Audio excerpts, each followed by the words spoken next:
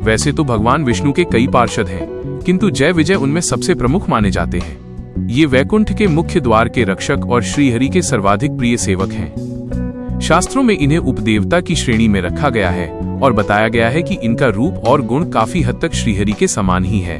भगवान विष्णु की भांति ही ये भी अपने 3 हाथों में शंख, चक्र एवं गदा धारण करते हैं, किंतु इनके चौथे हाथ में कमल के स्थान पर तलवार होती है। ब्रह्मांड पुराण के अनुसार ब्रह्मा जी से महर्षि मरीचि और उनसे कश्यप ऋषि की उत्पत्ति हुई। कश्यप की पत्नी अदिति से वरुण जन्मे और वरुण के वंश में आगे चलकर कली हुए। जय और विजय इन्हीं कली की संतान थे, जिन्होंने कठोर तपस्या कर वैकुंठ में द्वारपाल का स्थान प्राप्त किया था। इनके पृथ्वी पर जन्म लेने की कथा भागवत पुराण में विस्तार से वर्णित है। एक समय की बात है, ब्रह्मा जी के 4 मानस पुत्र सनक, सनंदन, सनातन और सनत कुमार भगवान विष्णु के दर्शन हेतु वैकुंठ पधारे। ये चारों कुमार निरंतर भगवान के नाम का स्मरण करते थे और सदा 5 वर्ष के बालकों के रूप में दिखाई देते थे।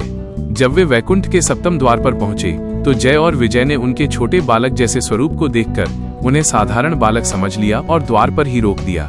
जय विजय ने कहा कि श्रीहरि अभी विश्राम में है और बिना आज्ञा के किसी को भी भीतर जाने की अनुमति नहीं है। सनत कुमारों ने उन्हें समझाया कि वे भगवान के भक्त हैं और वैकुंठ में भेदभाव या रोक टोक का कोई स्थान नहीं होना चाहिए।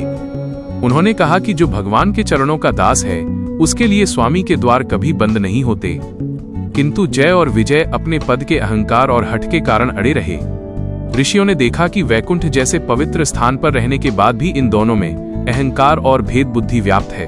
क्रोधित होकर सनत कुमारों ने उन्हें श्राप दे दिया कि तुम दोनों भगवान के सानिध्य के योग्य नहीं हो, इसलिए तुम इस परम धाम से गिरकर मृत्युलोक में असुर योनि में जन्म लोगे। जैसे ही ऋषियों ने श्राप दिया, वैकुंठ के द्वार स्वयं खुल गए और भगवान विष्णु माता लक्ष्मी के साथ वहां प्रकट हुए। भगवान ने ऋषियों का यथोचित सत्कार किया और विनम्रता पूर्वक कहा कि मुनिवर, मेरे सेवकों ने जो अपराध किया है वह मेरा ही अपराध है। सेवक का दोष स्वामी के माथे आता है, अतः मैं आपसे क्षमा चाहता हूँ। भगवान के इस व्यवहार को देखकर सनत कुमारों का क्रोध शांत हो गया और वे अपने किए पर लज्जित हुए। जय और विजय भी अहंकार मुक्त होकर प्रभु के चरणों में गिर पड़े और विलाप करने लगे कि वे प्रभु से अलग होकर एक क्षण भी नहीं रह सकते। तब सनत कुमारों ने श्राप को संशोधित करते हुए 2 विकल्प दिए।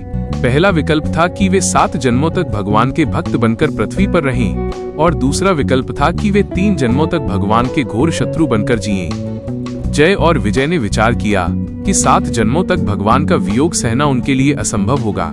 उन्होंने शत्रुता का मार्ग चुना, क्योंकि वे जानते थे कि शत्रु के रूप में वे हर पल क्रोध और भय के वश होकर भी भगवान का ही स्मरण करेंगे और भगवान स्वयं अपने हाथों से उनका संहार कर उन्हें शीघ्र मुक्त करेंगे। इस प्रकार वे केवल 3 जन्मों में ही पुनः अपने स्वामी के पास लौट सकते थे।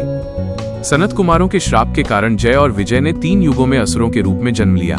प्रथम जन्म सतयुग में हुआ, जहां वे दिति और कश्यप के पुत्र हिरण्याक्ष और हिरण्यकशिपु बने। हिरण्याक्ष ने जब पृथ्वी को चुराकर समुद्र के तल में छिपा दिया, तब भगवान ने वाराह अवतार लेकर उसका वध किया। वहीं हिरण्यकशिपु के अत्याचारों का अंत करने और भक्त प्रहलाद की रक्षा के लिए भगवान ने नृसिंह अवतार लिया। द्वितीय जन्म त्रेता युग में हुआ, जहां वे रावण और कुंभकर्ण के रूप में जन्मे। रावण ने अपनी शक्ति के मद में माता सीता का हरण किया। इन दोनों महापराक्रमी राक्षसों का उद्धार करने के लिए भगवान विष्णु ने श्री राम के रूप में अवतार लिया और युद्ध में उनका संहार कर उन्हें गति प्रदान की। तृतीय जन्म द्वापर युग में हुआ, जहां जय शिशुपाल और विजय दंतवक्र के रूप में पैदा हुए। ये दोनों श्री कृष्ण के संबंधी होने के बाद भी उनके प्रति द्वेष भाव रखते थे। श्री कृष्ण ने अपनी बुआ को दिए वचन के अनुसार शिशुपाल की 100 गलतियां क्षमा की और अंततः राजसूय यज्ञ में उसका वध किया। बाद में दंतवक्र भी श्री कृष्ण के हाथों युद्ध में मारा गया। 3 जन्मों के उपरांत जय और विजय अपने श्राप से मुक्त होकर पुनः वैकुंठ के द्वारपाल बने। यह कथा हमें सिखाती है कि भगवान के प्रति चाहे अनुराग हो या द्वेष, यदि मनुष्य का ध्यान निरंतर ईश्वर में लगा है तो अंततः उसे मोक्ष और ईश्वर के चरणों की प्राप्ति ही होती है। जय विजय का यह बलिदान उनके अपने स्वामी के प्रति अनन्य प्रेम का प्रतीक है। जय श्री हरि।